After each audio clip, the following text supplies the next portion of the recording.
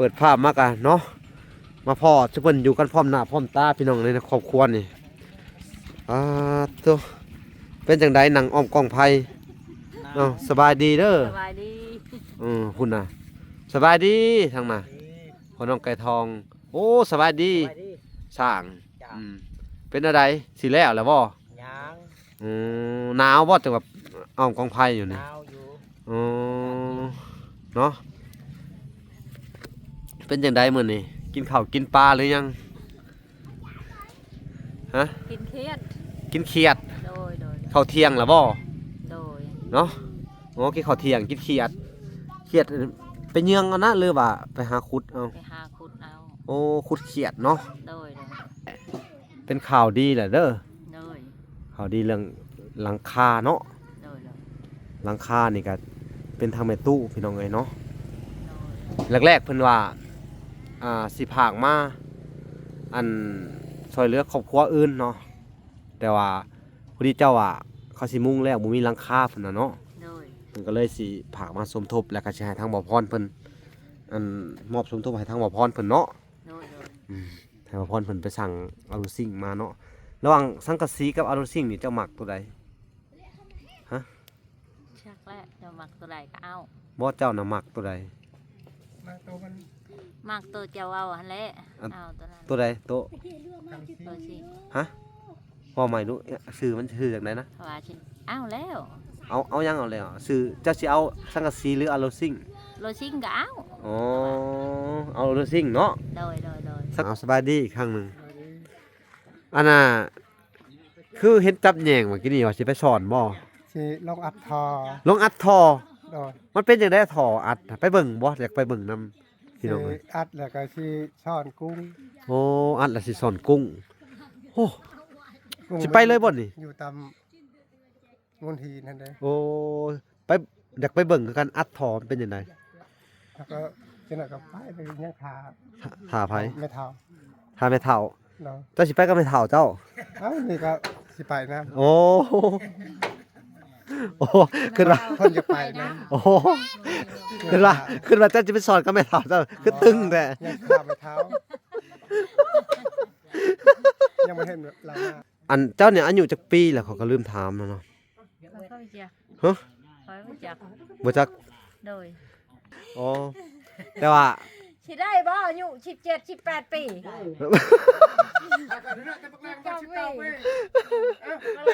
ลูกกับ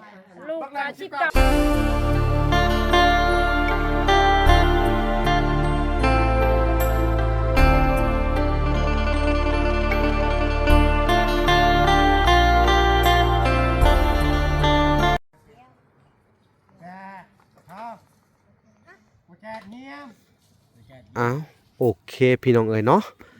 กับสบายดีพ่อแม่พี่น้องเนาะเบิดสู่ขู่สู่คนพี่น้องเอ๋ยเบิดสู่หม่องสู่บอนพี่น้องเอ๋ยเนาะก็ยินดีเข้าสู่ช่อง YouTube เป่าละสายบุญคุณธรรมคือเก่าเส้นเก่าเส้นเคยเนาะทักทายสบายดี FC ทางฝั่งไทยและ FC ทางฝั่งลาวและ FC ทางต่างประเทศนำเด้อสบายดีพ่อแม่สบายดีเนาะเอ้ยอ้ายอยู่ทางต่างประเทศเนาะพี่น้องเอ้ยที่รับชมบอลาอยู่พี่น้องเอ้ยมื้อนี้กะอยู่ในเฮือนน้องไก่ทองเป็นจังไดน้องไก่ทองคือเห็นเต้นดองๆม่วนบ่โอ้ยเพิ่นว่าม่วนเนาะสบายดีโดยสบายดีม่วนยังเต้นมาแต่พุ่นฮะม่วนทำบ้านม่วนได้เฮือนใหม่นี่แล้วบ่เคยได้อยู่บ่นี่บ่เคยได้บ่เคยเห็นนี่เนาะแต่ก่อนอยู่เฮือนน้อยๆเนาะพี่น้องเอ้ยเปิดภาพมากอะเนาะมาพ่อทุกคนอยู่กันพร้อมหน้าพร้อมตาพี่น้องในครอบครัวนี่ตัวเป็นจังไดหนังอ้อมกองไผ่สบายดีเด้อสบายดีพุ่นน่ะสบายดีทางน่ะพ่อน้องไก่ทองโอ้สบายดีสร้างเป็นอะไรสิแล้วบ่ยังหนาวบ่จังแบบอ้อมกองไผ่อยู่นี่หนาวอยู่เนาะเป็นจังไดมื้อนี้กินข้าวกินปลาหรือยังฮะกินเครียดกินเขียดโดย ข้าวเที่ยงแล้วบ่ โดย เนาะอ๋อกินข้าวเที่ยงกินเขียดไปเยืองเอานะหรือว่าไปหาขุดเอา ไปหาขุดเอา โอ้ขุดเขียดเนาะ โดย เมนูเขียดเฮ็ดได้กินเขียด แกงเอา แกง โดย โอ้แกงอ่อมเนาะหรือว่าเฮาแกงธรรมดานี่ แกงธรรมดา โอ้แกงธรรมดาเนาะ โดย อื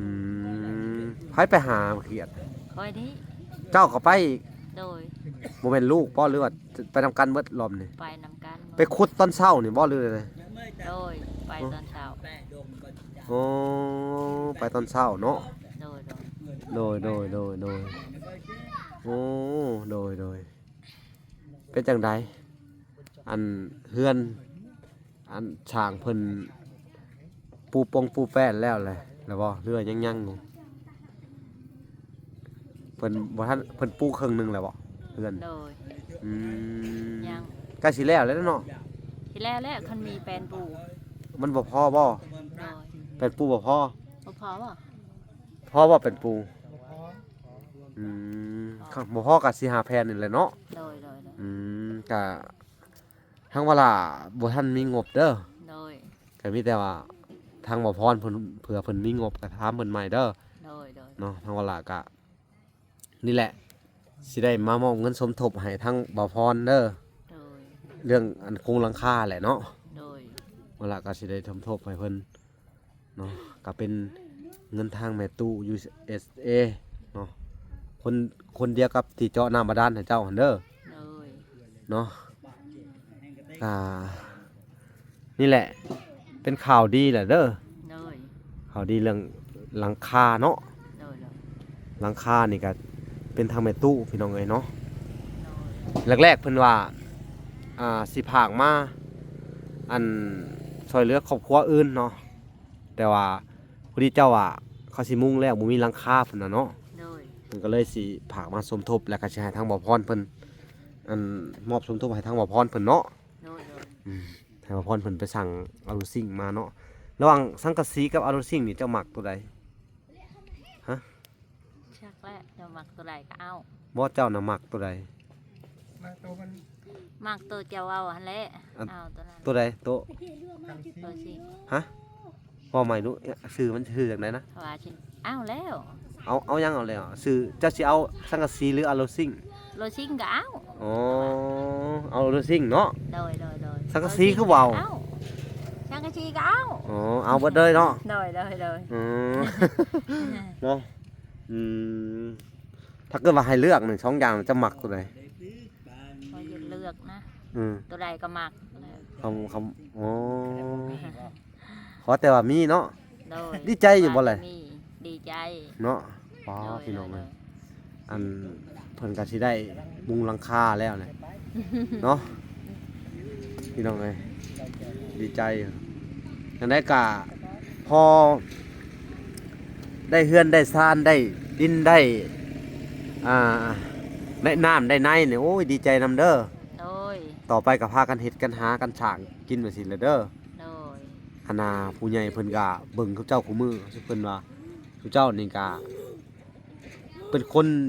คือสิดุสิมันอยู่แล้วเนาะ โดย ตะกี้ก็บ่มีแม่นบ่ดินนี่ โดย ไปอาศัยอันน่ะเฮ็ดของดินหมู่ โดย ยืมเขาเนาะ โดย เซาเขาบ่หรือว่าขอเขาเฮ็ดซื่อๆนี่ ขอปลูกซื่อๆนะ ขอปลูก โดย บ้านนี้ ขออยู่ชื่อ บ้านนี้ดินก็บ่ได้ซื้อเด้อคือว่าสิเนาะเพื่อนก็บ่ได้อันเซาไผปลูกเพื่อนก็ปลูกในดินของเจ้าของเองนี่มีแต่ว่าสุเจ้าต่อไปก็ตั้งมกตั้งใจเด้อสมกับเพิ่นเฮ็ดนะซอยเฮาเด้อ โดย ตั้งมกตั้งใจเฮ็ดหาไปนี่แหละเนาะถ้าสมมุติว่าเพิ่นให้ดินอันน่ะแบบว่าปลูกนั่นปลูกนี่สุเจ้าก็ปลูกพืชปลูกผักขึ้นมาเนาะ โดย พอได้คำได้ขายแต่ละปีก็ได้ขายบ่ปลูกผักนี่ ใส่ขาย ได้ขายเนาะ โดย ได้พอได้ซื้อหมักพริกเป็นนัวแล้วเนาะ โดย ซื้อพริกเป็นนัวเกลือปลาแดกอหยังเนาะแต่ก่อนกับเดี๋ยวนี้ตัวใดไข่แหน่ อันนี้แหละไข่ ไข่หลายบ่หรือว่า โดย ไข่หลายชุดเลยบ่ โดย อ๋อเคยคิดบ่ว่าสิได้มาอันสิได้มาอันน่ะพบพ่อซุมเฮาแบบสินะ ได้มาซอยเหลือแบบสิ แต่บ่ก็ได้ บ่จัก มันบ่จักเลย โดย บ่ได้เคยคิดนะหรือว่าเคยคิ โด ด ยบ่ได้คิด อืม ใดๆนะ บ่ได้คิดใดอีก โดย อืม บ่ได้คิดใด โดย อ๋อบ่ได้คิดได้แต่สิพ่อกันซะบัดนี้ต้องคิดแน่แล้วบ่คิดเลยน่ะนะ แต่ก็ต้องคิดว่าโอ้ย พ่อเจ้าหันคอยก็ดีใจโลด โอ้ดีใจโลด คอยก็ดีใจหลายๆว่ะ โอ้ดีใจหลาย พบเจ้าอันว่าโอ้ตอนนี้คอยสิคิดน่ะได้เด้ว่าตอนนี้แหละคอยอยากได้ ๆอืม คอยก็คิดออกเด้ คิดออก คิด อีก ว่าโดย อืม คิดออกว่าโอ้ยตอนนี้แหละคอยสิได้มีดินอยู่ ม โอ้ยลำบากอยู่ ตะกี้ลำบากคิดออกแล้ว โอ้ย ตอนนี้เขามีมุนคงสิได้อหยังประมาณนี้บ่ โดย อ๋อเนาะแสดงว่าเจ้าก็โชคดีเนาะ โดย เจ้าฮู้ว่าเจ้าโชคดีนี่น้ำมีเด็กน้อยอยู่2คนเจ้าฮู้บ่ โดย ใช่ โชคดีน้ำพายเจ้าฮู้บ่ คอยฮู้ บอกได้บ่ โดย แล้วก็ไปเช่จุฬา อันน้องหยัง กันยา เออ นั่นน่ะถ้าเกิดว่าบ่มีน้องลินดากัญญาเนาะชุเฮาก็สิบ่ได้ไปพ้อเพิ่นเนาะพี่น้องเนาะ โดย ก็ถือว่าอันน่ะน้องลินดากัญญาเนาะเป็นคลิปแรกๆที่ชุเฮามาถ่ายพี่น้องเอ้ยเนาะที่ว่าพบพ่อน้องลินดากัญญาเลยแล้วก็ไปพบพ่อเจ้าผู้ที่เฮือนติดกันเลยเนาะ โดย เจ้าก็มีผลพลอยได้ไปด้วยเนาะ โดย โอ้แสดงว่าบุญของเจ้าเด้อ โดย เพราะสนากะถ้าบ่มีอันน่ะลินดากับกัญญาก็เจ้าก็คงสิลำบากได้ โดย จักสิว่าจังใดพี่น้องเอ้ยเนาะ โดย ก็ถือว่าโชคดีของจุมเจ้าเด้อ โดย สู้ๆไปในเมื่อเฮาได้อันน่ะความโชคดีแล้วเฮาก็ต้องสู้ไปคือเก่าเด้อ โดย อันนี้ก็เพิ่นเฮ็ดเพิ่นสร้างให้ซำนี้ก็ดินดอนเพิ่นก็ซื้อเป็นของตัวเองแล้วบ่ต้องไปยุ่งกับไผละบัดนี้โอ้ยมีแต่ตั้งใจเฮ็ดตั้งใจอันน่ะสู้เข้าไปเนาะ โดย เฮ็ดปลูกพังเลี้ยงสัตว์เนาะอืมดีๆเป็ดไก่ก็คือว่ามีอยู่เนาะของเจ้า โดย อืม มีกระชีโต้ เป็ดไก่นี่ไหน เป็ดบูมี อ๋อ มีแต่ไก่ ไก่ ชี โต้ โต้และเป็ดของ ไก่นี่ค่อยฮู้ว่าไก่เจ้านี่มันบ่พักเพราะหยังจะไปเฮ็ดหังมันอยู่กลางแดดมันตากแดดตากฝนนี่ มันออกก็ได้มันบอก มันออก เบาะบ่ บอก เบาะคือกันนะ โดย ข้อยคิดว่ามันถึกฝนแล้วมันบ่เบาะได้ตามหลัก บ่ เออ บอกแล้ว มันไข่มันสิเน่าได้มันเย็นโอ้เบาะเซยเนาะ โดย โอ้ก็แสดงว่าโชคดีแล้วที่มันเบาะเนาะ โดย มีเป็ดมีไก่ไว้เนาะ คน ไก่แท้นี่บ่ได้ค่อยเป็นภาคบ่ บ่ ปะแถวบ้านเฮาผัดตายเกลี้ยงจนเบิดเลยเฮาจนบ่มีไก่ได้ไก่100กว่าโตว โดย โอ้เบาะเลยเนาะนะหุ่นไก่เพิ่น โดยบ่ พี่น้องเอ้ยอู้เบาะเลยเนาะ อยู่ตากแดดไว้มันบ่ โดย มันฝนตกหันมาไว้มันอยาก ฝนตกนี่หาแนวคุมมันอยู่บ่ มันหนาว จะต้องเฮ็ดคอกให้มันต่างหากได้บัดนี่เด้อ ยัง สังกะสีเก่าเจ้านี่หรือไผหญ้าเก่าเจ้าเด้ส่วนจะกับเฮ็ดคอกให้มันต่างหาก โดย หักไก่นี่มันอยู่นำคนกะมันมีให้มีหยังเหม็นคงเหม็นขี้มาแหล้วเนาะ โดย โอ้ยสงสัยสิบ่แต่เท่านั้นแหละนะโอ้ ยังว่าทันดีเฮ็ดข้าว เอามาหยังอันนี้ฮะโอ้เอามาเบิ่งเนาะ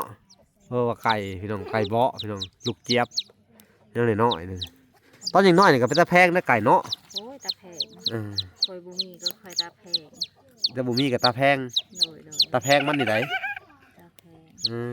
ม ใครอยากได้ ไปปล่อยมันเดี๋ยวมันกัดอันน่ะไปปล่อยให้แม่มันไปบัดนี้ไปกระทองไปปล่อยให้แม่มันลูก มาดับเลยเด้อ อืม เดินประกันอันก็ อ่ะพี่น้องเอ้ยเฮาก็สิไปสำรวจเบิ่งเพื่อนเพิ่นเป็นจังได๋สร้างกะว่าจักมื้อ มื้อแล้วปูนี่ ปูแล้วมื้ออื่นเนาะมื้อฮื้อมื้อหนึงพุ่นแล้วสิได้ขึ้นหลังคาเนาะ จ้า ขึ้นหลังคาก็บ่ทันนี้ว่างานจ้ะ แต่หมดเท่านี้ละมีแต่มุงแล้วก็ โอ้แล้วเลยเนาะ จ้า อืม การมีโอกาสจะเขาให้เฮ็ดต่อก็เฮ็ดต่อไปเรื่อย ก็อันนี้มันขึ้นอยู่ ๆจ้า กับงบบ่พรพี่น้องว่าเพิ่นมีหรือว่าถ้าเขาบ่ได้บ่ฮู้ว่าเพิ่นมีงบเท่าไหร่เฮายังบ่ได้พ้อเพิ่นตอนนี้เฮาบ่ว่าสิสอบถามเพิ่นอยู่ว่าในงบประมาณนี่นะว่าเพิ่นมีอิหยังแหน่พี่น้องเอ้ยเพิ่นบ่พอหยังแหน่เนาะ จ้า อืมแต่ก็ อันนี้ก็เป็นผู้ใหญ่ทางเพิ่นพี่น้องเอ้ยเนาะ เจ้า ที่ว่าอันซอยอันซื้อไม้เสริมขวาเขามีไม้เก่าอยู่เลยเนาะ เจ้า ที่เสาเก่าเนี่ยซื้อเสาเสริมเสาหนึ่งอีกเนาะคือว่า เจ้า แล้วก็ได้นี่เสาเสริมเพิ่นเฮาพี่น้องนี่เฮือนหลังนี่ก็ใหญ่ขนาดนั้นเนาะสร้างเนาะ ใหญ่นะ โอ้อันนี้รถเนี่ยเข้า2คันได้นี่รถนี่ 6 เมตรคูณ 7 เมตร 6 เมตรคูณ7เนาะ เออ เออ คิดว่ายังไงชำนี่ ก็ คิดว่าหน่อย ก็ขึ้นว่าน้อยหรือใหญ่ คิดว่าหน่อย มาใหญ่แล้วนี่สิบ่ได้น้อยนั่นนี่ โดยอันนี้ก็ใหญ่แล้ว หันแล้วแต่ว่า ใหญ่เติบ แล้วจะว่าคิดว่าน้อย โดย เก้าเสาโหธรรมดาเลยนะ คิดยังบ่ทันได้หย่อ อ๋อ คิดว่าหน่อย อ๋อมาพอย่อขึ้นแล้วนี่โหนอนได้ฮอด20คนหมดเนาะ โดย เออเนาะความรู้สึกในครอบครัวเขาเนี่ยเป็นอย่างไรสุดยอดเลยเพราะว่า สุดยอดเลยดีใจ เนาะ ดีใจหลาย เออดีใจหลายๆพี่น้องเอ้ยดีใจสุดๆเพิ่นว่าเนาะ ๆโดย อืมนี่พี่น้องเอ้ยโอ้ถมก็ได้หลายเติบอะเนาะ โดย เออพี่น้องเอ้ย ชมมาเช้านี้ ถมเช้านี่ โดย ถมแรงถมเช้านี่แบบสิกับบรรยากาศดีคือว่าสิก็เฮ็ดได้กลางเว้นเฮ็ดเวียกเนาะ โดย เออนี่เดี๋ยวสิไปสอบถามทางพ่อน้องกระทองเอาสบายดีอีกครั้งหนึงอันน่ะคือเห็นจับแยงเมื่อกี้นี่ว่าสิไปสอนบ่ สิลงอัดทอ ลงอัดทอ โดย มันเป็นจังได๋ทออัดน่ะไปเบิ่งบ่อยากไปเบิ่งนํพี่น้องเอ้ย อัดแล้วก็สิช้อนกุ้ง โอ้อัดแล้วสิสอนกุ้งโอ้ กุ้ง สิไปเลยบ่นี่ อยู่ตามมณฑีนั่นเด้ โอ้ไปอยากไปเบิ่งคือกันอัดทอมันเป็นจังได๋ แล้วก็จังได๋ก็ไปยังขา ท่าไผ ไม่เท่า ท่าแม่เฒ่า เนาะ เจ้าสิไปกับแม่เฒ่าเจ้า เอ้านี่ก็สิไปนะ โอ้โอ้ขึ้นว่า เพิ่นจะไปนะ โอ้ขึ้นว่าเจ้าจะไปสอนกับแม่เฒ่าเจ้าคือตึงแต่ ยังขาไม่เท้า ยังไม่เห็นเราหน้า ตึงแฮงหรือสิไปสอนกับแม่เฒ่าไปน้องเอ้ยเอ้ากระถา ว่า ตาไม่เท่า เท้าเพิ่นจะไปน้ โอ้ขึ้นว่าสิไปสอนกับแม่เฒ่า ช็อตก็ไม่เท่า ว่าสิ โอ้ลง ก็ไป ลง ไปนำกัน โอ้ไม่เท่ากับจากไปน้ำมัน โดย เอาน้ำกันหรือไปโอ้ยขอโทษขออภัยนะพี่น้องเอ้ยโอ้ก็เลยกัดทาไม่เท่า โดย ไม่เท่านี่คือแม่เจ้านี่นะเนาะ โดย โอ้ ไปเลย แล้วก็อยากไปหากินเนาะ โดย อ๋อแต่ละเทื่อแล้วก็อาศัยสุดเจ้าเดี๋ยวบ่พาไปหากิน โดย อ๋อต้องไปนำกันเนาะ โดย เขาว่าบางมื้อเราสอนนำกันเนี่ยบ่ โดย แล้วก็สอนเป็นเนาะ เป็น เห็นว่าเรายังแข็งแรงอยู่เราก็เนาะไม่เท่านะ โดย โอ้ มีใครหากิน แต่พอเล่นลูกเคยจังว่าทาไม่เท่าพี่น้อง โด เนาะ ย เออเนาะดีธนากะซอยเพิ่นเด้อ โดย สุเจ้าก็ยังแข็งแรงอยู่เนาะยังคือกายก็ได้เนาะเจ้าก็อันเจ้าเนี่ยอายุจักปีแล้วเขาก็ลืมถามแล้วเนาะ ค่อยๆจัก ฮะ ค่อยๆจัก บ่จัก โดย เจ้าคิดว่าจักปีเจ้าเองเจ้าคิดว่าเท่าไหร่ เจ้าคิดค่อยว่าคิดออกเลยจักอายุเท่าใด อ๋อเจ้าคิดบ่ออกเลยว่าอายุเท่าไหร่ โอ้ย อ่ะลองเดาอายุตัวเองดูว่าจักปี ค่อยไม่รู้น้ำมะกะเบิดบ่เก่าชมบ่ ำมาอายุมา สิไปใช้ เออ 15 ปีบ่ อ๋อ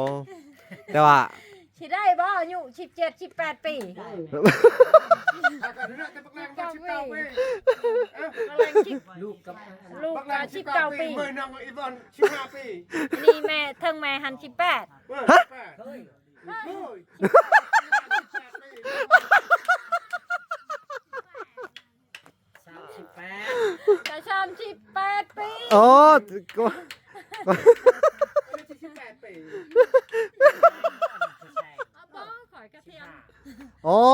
แต่ว่าสิบ่ได้บ่18ปีอ๋อเจ้าจะว่า38นี่นะ โอ้ย โอ้ คอยละเลย โอ้ ว่า โอ้ กลัวคอยหันเท่าใด อ๋ออ้าวคำว่าเจ้า18บัดลูก19เด้อลูกเจ้า19ปีเจ้า18ปี ลูกจะไปเกิดได้ไส ลูกเกิดก่อนมา ลูกเกิดก่อนแม่บัดนี้ โอ้ยตายเนาะ คอยลืมได้คอย จะลืม ชื่อ บ่จื้อเนาะ โดย เจ้านี่ก็น่าจะประมาณ สิเข้า40เนาะเขาแม่นได้เนาะ โดย อืมสิเข้า40แล้วเนาะเหลือ30ปลายบ่ โดย สิเข้า40แล้วค่อยว่าเนาะ โดย 40หรือ40ปลายนี่แหละเนาะเด้สิไปแล้วบ่ฮะไปแล้วบ่นี่เนาะ ยัง ไม่เท่า อืม ถามแม่เฒ่าก่อน ต้องถ่ายไม่เท่าอีก โดย เพื่ แม่ อน เฒ่ายังบ่ทันในบ้าน ไม่เท่าไปชอด อืม ถ้าแม่เฒ่าไปช้อน โอ้ดีนะถ้าทีลูกเคยสิหาไม่เท่ากินเนาะถ่ายไม่เท่าไปสอน โดย สร้างเก่าหัวภาษา ก็ว่าอะไรวะว่ายังรอถามแม่เฒ่า คุณไปแล้วไม่เท่ามาแล้วบ่ก็จะไปก่อนเฮ้ยมาเลยเนาะ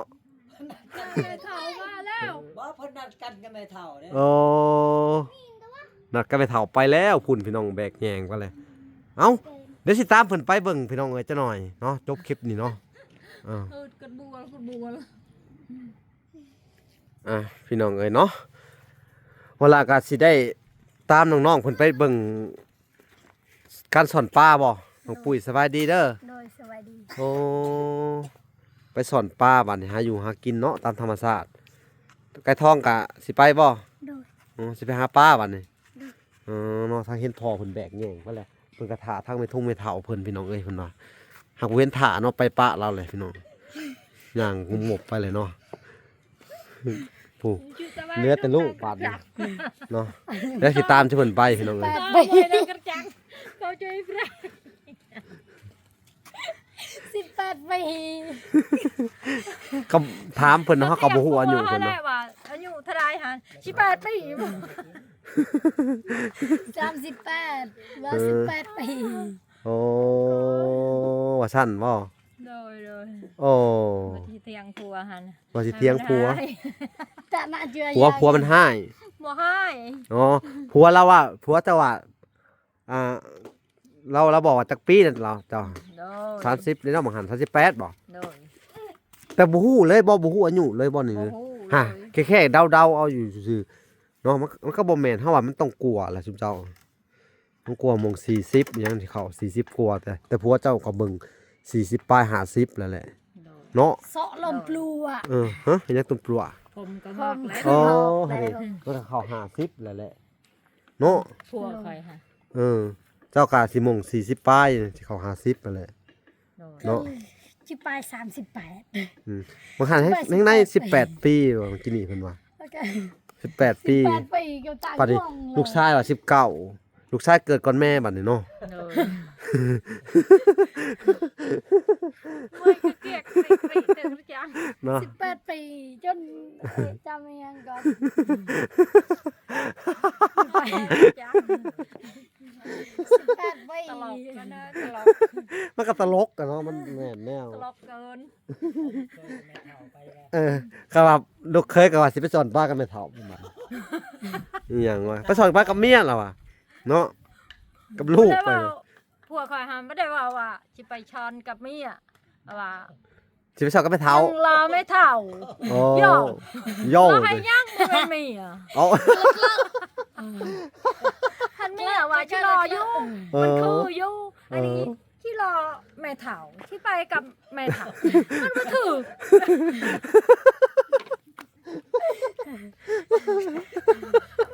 ที่รอแม่เฒ่าที่ไปกับแม่เฒ่าถ้ารอเมียรอเมียว่ายังไปรอเมียว่าจิท่าเมียว่าโอ้พาเมียให้ลงไปอัดถ่อใครแน่อันนี้โอ้ยรอแม่เฒ่ารอให้ยังที่ไปนำกันได้บ่อายหรอ อันเก่งเลอะปลา บ่ว่าเราสิพาไปเฒ่าไปสอนป้ามันก็เรื่องปกติเนาะเอาโอเคพี่น้องเอ้ยเดี๋ยววันหลังจะขึ้นไปสำรวจเบิ่งเฮือนซานหน่อยหนึงเด้อโอเคพี่น้องเอ้ยขอบใจโอ้ยพี่น้องเอ้ยเนาะซุเพิ่นก็บ่ได้เรียนหนังสือทั้งอันนี้แหละจังว่าหาวิชาความรู้ให้ซุเพิ่นเนาะเพราะว่าสิได้ให้ซุเพิ่นมีความรู้พี่น้องเอ้ยพอขึ้นมาแล้วก็นี่พี่น้องโอ้เพิ่นก็ปูแจบดีเด้อพี่น้องเอ้ยมิดชิดเลยแจบดีอีหลีหรอนี่โอ้แป้นนี่สงสัยน่าสิพออยู่นี่ฮะแป้นปูนี่พออยู่ล่างกันยังบ่ก็หลายแผ่นหนึงพอแป้นปูนี่เนาะพออยู่นี่หุ่นยังบ่ก็หลายแผ่นนี่ นี่พี่น้องเอ้ยใกล้สิแล้วแหละตอนบ่ายนี่เพิ่นก็แล้วแหละพี่น้องเอ้ยนี่แล้วเพิ่นก็จะขึ้นหลังคาต่อเนาะเวลากับพอดีนี่แหละมาแจ้งข่าวดีเพิ่นนี่แหละเรื่องอันโครงหลังคาเพิ่นนี่แหละพี่น้องเอ้ยเนาะเอาโอเคพี่น้องเอ้ยคลิปนี้ก็เวลาก็สิขอตัวลำลาไปก่อนพี่น้องก็สิไปติดตามเพิ่นหาอยู่หากินแล้วก็คลิปนี้ก็มาแจ้งข่าวดีเพิ่นแล้วก็เวลาก็จะได้มอบเงินให้ทางบ่พรสมทบเข้าไปแล้วให้บ่พรสั่งอารซิ่งอิหยังมาให้เพิ่นเลยเนาะโอเคพี่น้องเอ้ยก่อนอื่นเบิดก็ต้องขอบคุณเด้อทางแม่ตู้เนาะแม่ตู้ USA พี่น้องเอ้ยเนาะเพิ่นก็เป็นผู้อุปถัมภ์ค้ำสู่ครอบครัวคนทุกข์ยากมาตลอดและก็เพิ่นบ่ได้ช่วยแต่คนทุกข์พี่น้องเอ้ยเนาะเพิ่นก็ช่วยซัพพอร์ตหรือว่าช่วยค่าน้ำมูกน้ำมันรถของวลาทุกๆครั้งที่เพิ่นฝากมาให้เนาะวลาก็ขอบคุณเด้อทั้งแม่ผู้ที่มีน้ำใจผู้ที่ประเสริฐเนาะเพิ่นบ่ได้ช่วยแต่อันครอบครัวคนทุกข์ยากอย่างเดียวพี่น้องเวลาก็ซาบซึ้งใจหลายเพิ่นช่วยทั้งอันสายบุญนำแน่พี่น้องเอ้ยผู้ที่เป็นสะพานบุญให้เพิ่นเนาะก็คือพ่อแม่เพิ่นก็ให้ค่าอยู่ค่ากินค่าน้ำมูกน้ำมันรถพี่น้องเอ้ยก็ได้ใช้น้ำเพิ่นเนาะเวลาก็ได้พึ่งบุญพึ่งบารมีเพิ่นพี่น้องเอ้ยเวลาก็ต้องขอบคุณเด้อพ่อแม่เนาะหรือว่าทางแม่ตู้ขอให้แม่ตู้อันผู้ที่ประเสริฐเลิศล้ำเนาะผู้ที่ช่วยเหลืออันในเคสบลาทุกๆครั้งที่เพิ่นพากเงินมาให้เพิ่นก็อันให้บลาค่าอยู่ค่ากินทุกครั้งเนาะก็ขอให้แม่ผู้ที่ให้ขอให้แม่มีแต่ความสุขความเจริญเด้อปรารถนาสิ่งใดขอให้ได้สิ่งนั้นสมดังปรารถนาเด้อแม่เด้อขอให้เจ้าหายเจ็บหายไข้หายพยาธิโรคาเด้อมีแต่อายุมั่นขวัญยืนเนาะบุญรักษาเทวดาคุ้มครองเจ้าเนาะขอให้คุณพระคุณเจ้าสิ่งศักดิ์สิทธิ์ทั้งหลายทั้งปวงอยู่ในโลกนี้เนาะ